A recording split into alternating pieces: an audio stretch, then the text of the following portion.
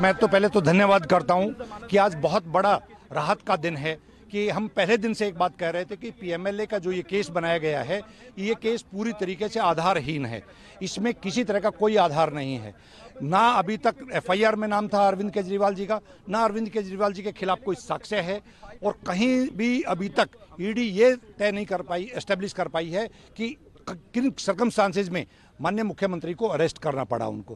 क्योंकि हम लोग पहले दिन से कह रहे हैं कि पॉलिटिकल मोटिवेटेड ये केस है। इस केस के अंदर कहीं से कहीं तक किसी तरह का कोई साक्ष्य आधार अभी तक ईडी एस्टेब्लिश नहीं कर पाई है। और माननीय सर्वोच्च न्यायालय ने ये तय किया है और इंटरिम बेल दी है कि लार्जर बेंच इस चीज़ को तय करेगा कि क्या ईडी को किन सर्कमस्टांसेस में एक चुने हुए मुख्यमंत्री को अरेस्ट किया, ये अरेस्ट कहाँ तक जायज़ है। सेक्शन 45 को लेकर जिस तरीके की अपोह बन जाती है, उस सब चीजों को अब लार्जर बेंच तय करेगा। सुप्रीम कोर्ट ने आज अरविंद केजरीवाल जी को अंतरिम जमानत दी है और ये कहा है कि उनको जो है इस मैटर में अंतरिम जमानत दी जाती है और जो इशू है सेक्शन 19 का और नीड फॉर अरेस्ट का, उसको जो है रेफर किया गया है लार्जर बेंच में। अभी सीबीआई केस में भी केजरीवाल अंदर जेल में है, तो क्या ये अंतिम बेल जो मिला तो अभी सीबीआई केजरीवाल जी अभी जेल में रहेंगे कि बाहर आ सकते हैं? क्या केजरीवाल जी अभी कस्टडी में रहेंगे क्योंकि सीबीआई की बेल अभी पेंडिंग है।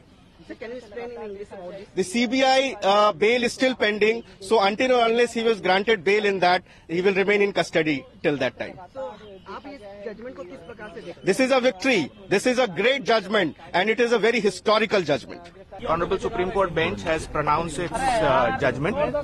We obviously don't have a copy of the detailed judgment yet, which will be uploaded in the course of the day. I am just giving a briefing based on what the court observed during the oral reading out of parts of the judgment. The court has examined aspects of section 19 of requirement of arrest under the PMLA. There were certain legal issues which arose from that, which especially in the context of whether there is a requirement of necessity of arrest in addition to the requirement of section 19 which are stipulated in that section. Those aspects the court has referred to a larger bench, and that outcome we will have to await. However, in the interim, the court has observed that Mr. Kejriwal has already undergone substantial amount of incarceration and therefore directed his immediate release in the Enforcement Directorate case. And therefore, insofar as his arrest under Enforcement Directorate is concerned, by Enforcement Directorate is concerned, it has been directed that he should be immediately released. Now that obviously in normal circumstances would have meant that he would be released from jail immediately. However, after the trial court had granted, the vacation bench of the trial court had granted him bail, the CBI had also arrested him. Therefore, he's also been arrested by CBI in a separate, although connected case, but that's technically a separate case. Mr. Kejriwal has initiated proceedings against that also. That is pending and coming before High Court on 17th. So depending on the outcome of the CBI case, his actual release from jail will depend on that. But insofar as ED is concerned, he is no more required to be in custody as per the Supreme Court order in the ED matter.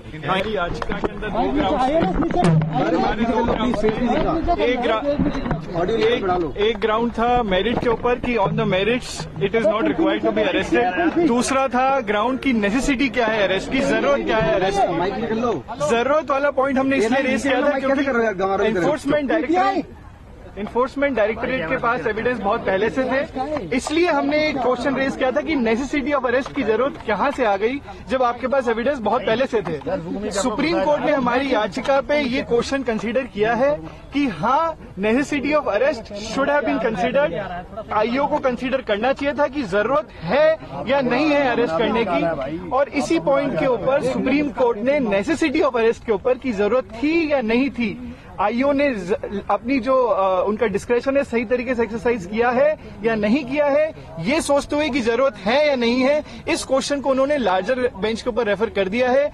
Larger bench इसके parameters निकालेगी कि भाई necessity of arrest का क्या मतलब है और IO को क्या क्या सोच के और जरूरत है अरेस्ट की या नहीं है, इसके ऊपर देखकर ही अरेस्ट करना है। अब क्योंकि मामला अब लार्जर बेंच में लंबित हो गया है, इसलिए सुप्रीम कोर्ट ने कहा है क्योंकि बहुत देर से अनसाइड है, 21 मार्च से वो अंदर है, इसलिए पीएमएलए वाले मैटर के अंदर उन्हें इंतरिम जमानत दी जाती है और पीएमएलए वाले मैटर के अंदर अब अरविंद केजरीवाल को बेल मिलेगी।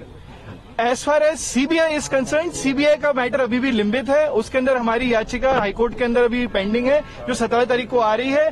उस पर डिपेंड करेगा कि वो एक्चुअल में केजरीवाल साहब बाहर आएंगे या नहीं आएंगे। श्रेष्ठ भारत पर खबरों से जुड़े रहने के लिए चैनल को सब्सक्राइब और लाइक करें, बेल आइकन दबाएं और देखते रहें श्रेष्ठ भारत।